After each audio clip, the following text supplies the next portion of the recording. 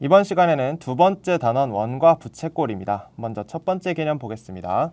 먼저 첫 번째, 원이란 평면 위의 한 점으로부터 일정한 거리에 있는 모든 점으로 이루어진 도형을 우리가 원이라고 얘기를 합니다.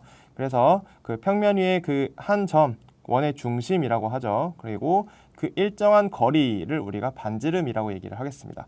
그래서 그렇게 생긴 거를 우리가 원이라고 합니다. 특히 그 원 위에 두 점 A, B를 딱 찍었어요. A, B를 딱 찍었을 때 나누어지는 원의 두 부분을 우리가 호 AB라고 얘기를 하겠습니다. 그래서 A, B 두 점을 찍었어요. 네, 이쪽 부분도 나누어진 부분이고요. 이 아랫 부분도 나누어진 부분이죠. 그렇죠? 그래서 이 두 부분을 우리가 둘 다 호 AB라고 얘기를 합니다. 그런데 AB는 보통 길이가 짧은 쪽의 호를 나타내겠습니다. 어떤 부분을 나타낼지는 이게 좀 헷갈리니까 그래서 보통은 짧은 쪽이라고 생각을 하시면 되겠고요. 긴 쪽의 호는 여기 바깥쪽에다가 내가 나타내고 싶은 긴 쪽을 P 이렇게 잡아서 호 APB 이렇게 나타내시면 되겠습니다. 그래서 우리가 호를 뭐라고요? 원 위에 두 점을 잡아서 나누어지는 두 부분을 호라고 하는데 보통은 짧은 쪽을 나타내는 거다라고 생각을 하시면 되겠습니다. 그때 우리는 호를 기호로 AB하고 이렇게 둥그스름한 모양으로 만들어 주시면은 호의 기호가 되겠습니다. 그럼 이 반대쪽 긴 부분의 호의 길이는 우리가 어떻게 나타낸다고요? P를 잡아서 APB, 네, 이렇게 세 개 쓰셔도 됩니다. 그래서 APB 하고 호 모양 이렇게 써주시면 되겠습니다. 네, 구분하셔야 되는 게 AB를 쓰고, 네, 이렇게 쓰면은 이거 선분이죠. 네, 선분 기호랑 호 기호랑 잘 구분하셔야 됩니다. 자, 다음 세 번째 현 CD입니다. 원 위에 두 점을 이은 선분을 얘기를 합니다. 그래서 원 위에 두 점을 마찬가지로 잡았어요. 그리고 그냥 선분으로 딱 이어버린 거. 네, 얘를 우리가 뭐라고 한다? 현이라고 얘기를 합니다.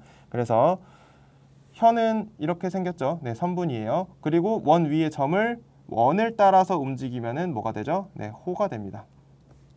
그러면은 이거 옆으로 돌려보면 어떤 모양이죠? 네, 이렇게 생긴 활 모양이에요. 그죠? 그래서 이 부분이 호죠. 네, 호가 뭐예요? 활의 본체 부분이에요. 그죠? 얘는 한자로 사실 활호자예요. 그리고 이쪽 부분은 우리가 뭐라고 하죠? 네, 현입니다. 근데 활에서는요, 뭐예요? 시위, 활시위라고 얘기를 합니다. 얘도 한자로 시위 현자예요. 그래서 활 모양을 따왔습니다. 그래서 활호자와 시위 현자를 따와서 호와 현이라고 얘기를 합니다.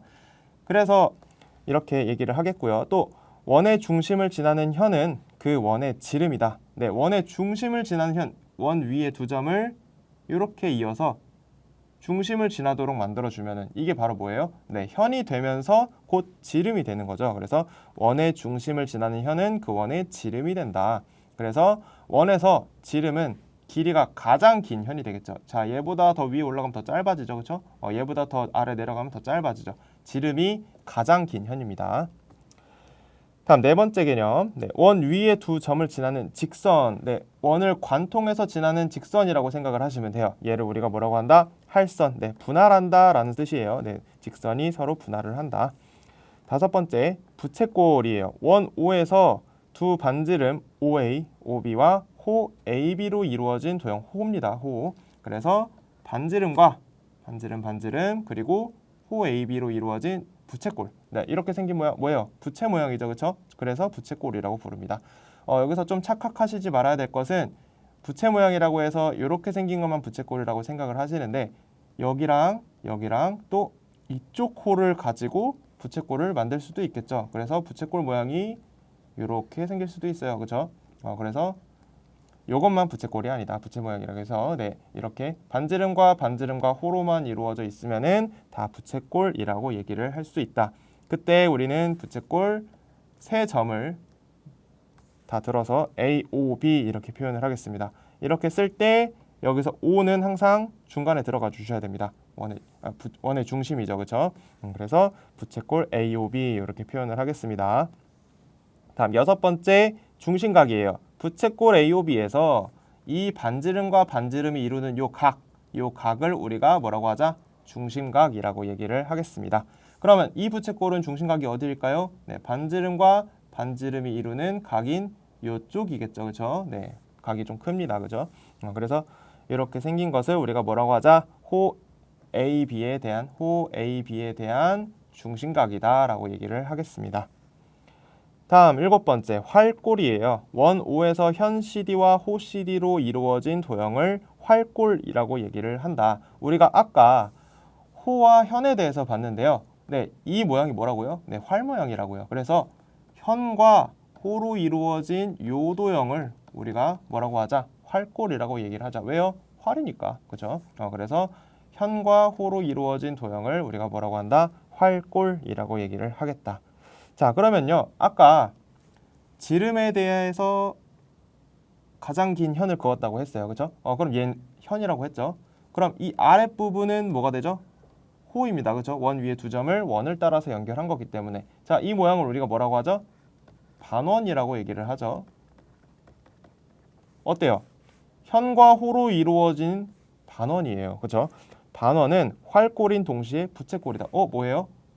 현과 호로 이루어져서 얘가 활골인데 부채꼴은 또 뭐죠? 반지름과 호로 이루어지면 부채꼴이 된다고 했어요. 그죠? 그러니까 얘는 활골이면서 동시에 뭐가 된다? 부채꼴이 된다. 어떤 모양인지 아시겠죠? 네, 그래서 이번 시간에는 원과 부채꼴에 대해서 알아봤는데요. 용어가 좀 많이 나왔어요. 그렇죠? 네, 원은 일단 한 점으로부터 일정한 거리에 있는 모든 점으로 이루어진 도형이라고 했고요. 그 안에서 원 위에 두 점을 원을 따라 연결한 선을 우리가 호라고 얘기를 하고 기호로 이렇게 표현했습니다. 그래서 짧은 쪽을 보통 표현한다고 했고 긴 쪽은 한 점을 잡아서 이렇게 표현하기로 했었고요. 그리고 원 위에 두 점을 원을 따라 연결하지 않고 그냥 선분으로 연결한 것을 우리가 현이라고 얘기를 했고요. 특히 원의 중심을 지나는 현은 가장 길다. 그래서 그게 뭐다? 원의 지름이 된다라고 얘기를 했고요. 원을 관통해서 지나는 직선을 우리가 할선이라고 얘기를 했고 반지름과 호가 만나서 생기는 요 모양 도형을 우리가 부채꼴, 그리고 그 부채꼴에서 반지름과 반지름이 이루는 각을 중심각이라고 얘기를 했고요. 그 다음 마지막으로 활골, 현과 호로 이루어진 도형을 활골이라고 했다. 특히 반원은 활골인 동시에 부채꼴이 된다까지 우리가 이번 시간에 정리를 해봤습니다.